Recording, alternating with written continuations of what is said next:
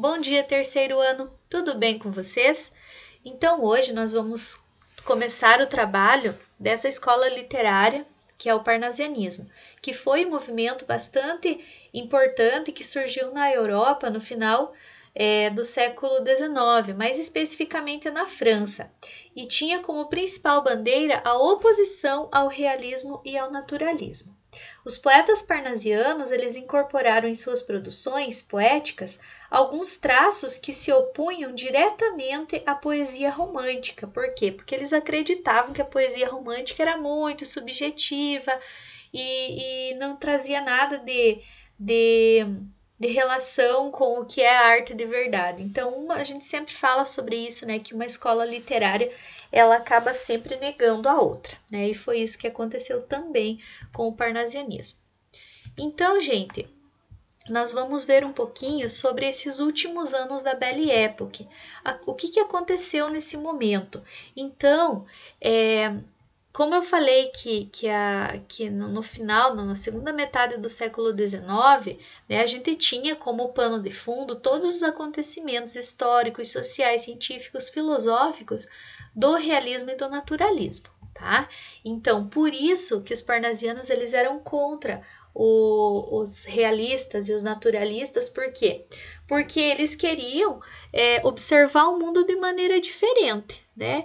Foi uma forma de reação, né? Reação com esse modelo aí do realismo, do naturalismo que a gente já tinha estudado nas aulas anteriores. Então, como eu falei, ele surgiu na França, mais especificamente em Paris, né, onde houve um contato bastante grande entre intelectuais e artistas que acabou intensificando algumas transformações.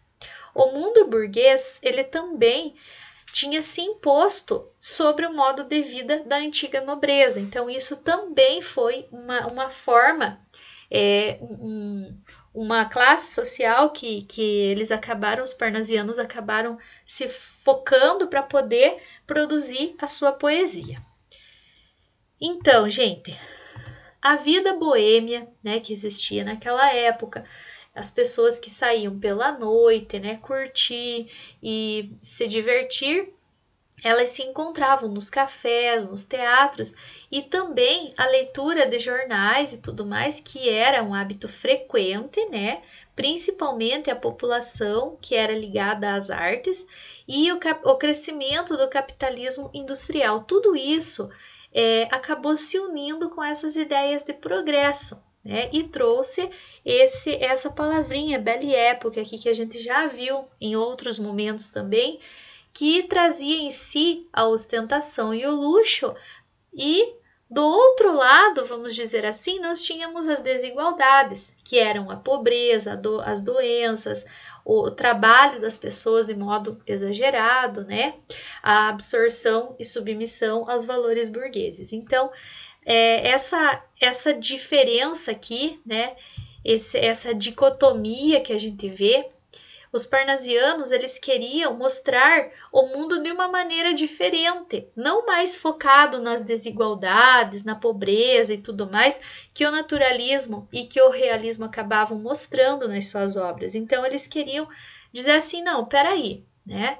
Vocês estão exagerando, não é tudo isso que vocês falam, né? Então ele acabou trazendo uma nova visão para a população. Aí, gente, lá na Europa, né, eles tiveram sob influência do positivismo. Então, aconteceu o parnasianismo na Europa durante os últimos 25 anos do século XIX. E também as principais marcas do parnasianismo, não só na Europa, né, gente? Porque aqui também no Brasil, embora tenha algumas características que não sejam idênticas, a gente consegue perceber algumas que podem valer também para o parnasianismo aqui no Brasil, entre a objetividade, a recusa ao sentimentalismo romântico, porque eles eram contra essa parte do romantismo, eles diziam que os românticos eles eram alienados da vida, que eles não pensavam em nada nem ninguém, e esse ideal, essa defesa da arte pela arte, que também a gente vai ver aqui no parnasianismo no Brasil. Tínhamos o resgate da antiguidade clássica, né, que foi resgatada numa época lá no neoclassicismo, né, que era o arcadismo no caso, e agora novamente, para pregar o quê? Essa perfeição artística. Eles diziam que a arte ela deveria ser desapegada da vida social. Né? Então, eles não queriam envolver a arte com a vida social das pessoas. O marco inicial do parnasianismo na Europa foi com a obra Le Parnasse Contemporain, que foi publicado em 3 edições. O eu lírico dos poemas, né, do parnasianismo europeu, ele é impessoal e impassível. A mesma coisa que aqui no Brasil vai acontecer. Observa a realidade, mas não mostra nenhum traço sentimental. Então, gente, é muito fácil de você identificar um texto parnasiano por essas características. Depois, na outra aula, a gente vai ver alguns exemplos para vocês poderem se centralizar melhor aí nesse conhecimento. Então, como eles não tinham esse apego, eles não se preocupavam com o que acontecia na sociedade, o poeta ele era considerado um nefelibata. Guardem essa palavrinha, gente, tá? Essa palavrinha ali, se vocês não encontrarem ela na apostila, eu quero que vocês grifem, quero que vocês escrevam essa palavra e o que ela significa, porque ela é muito importante. Então, o que significa isso? O poeta, como ele não se preocupava com os problemas sociais, ele vivia nas nuvens, né? Vivia lá no seu mundinho, não se preocupava com nada, estava lá numa boa. E também ele habitava uma torre de marfim, ou seja, observava do alto os problemas do homem, mas não se envolvia com eles. Né? Então, esse alto seria o quê? Seria a arte pura, a arte preciosa, né? A arte pela arte, o rebuscamento nas formas e características que não estavam de acordo com o realismo nem com o naturalismo, tá? Aí, pessoal, as características mais marcantes que nós temos, além do apego à tradição clássica, do esteticismo, da busca pela perfeição formal, do intenso descritivismo, da aproximação entre as artes literárias e as artes plásticas, né? A gente tem tudo isso aqui, ó.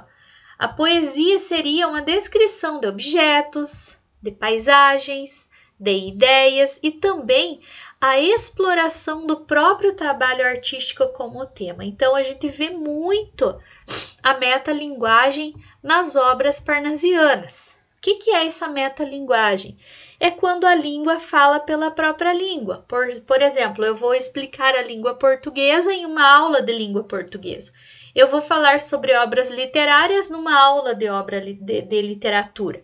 Né? Então, a metalinguagem é isso, tá? Os textos geralmente se assemelham a meditações filosóficas, né? Então, ele é muito mais do que apenas um texto, ele é também uma meditação, né? Então, por isso que ele é um movimento tão importante que a gente acaba trabalhando na literatura. Dentro da estrutura da parte do parnasianismo, como eles buscam essa perfeição formal, essa aproximação da literatura com a arte, né? Ele faz o quê? Ele acaba fazendo uma estética para esse poema. Então, os poemas são sempre sonetos, né? O que é um soneto? Sonetos são 2 quartetos e 2 tercetos. E ainda são sonetos alexandrinos, que são aqueles com 12 sílabas poéticas. Ou também decassílabos, que são 10 sílabas poéticas. O equilíbrio é perfeito porque a métrica é bem organizada, bem cuidada. Na hora que você vai escrever o poema, você precisa tomar muito cuidado com a palavra que você vai colocar e traz sempre esse equilíbrio. As rimas dentro dos poemas parnasianos, elas são ricas e também raras, né? O que significa uma rima rica e uma rima rara? A rica é a rima que se faz com classes gramaticais diferentes, né? Por exemplo, um substantivo e um verbo, um adjetivo e um substantivo. Já as raras, ó, o próprio nome já disse, ela é rara, né? Ela é mais difícil de acontecer, ela é mais difícil de pensar e fazer. Então, é entre, por exemplo, um pronome e um artigo. Pronome e artigo não dá muito certo, mas entre um pronome e um verbo, por exemplo, né? Então, a gente consegue ver isso. Eles não usam a rima pobre. O que é rima pobre? É classes gramaticais iguais. Por exemplo, cantar e amar, né? Isso é uma rima pobre. Por quê? Porque pertence, cantar é um verbo e amar também é um verbo.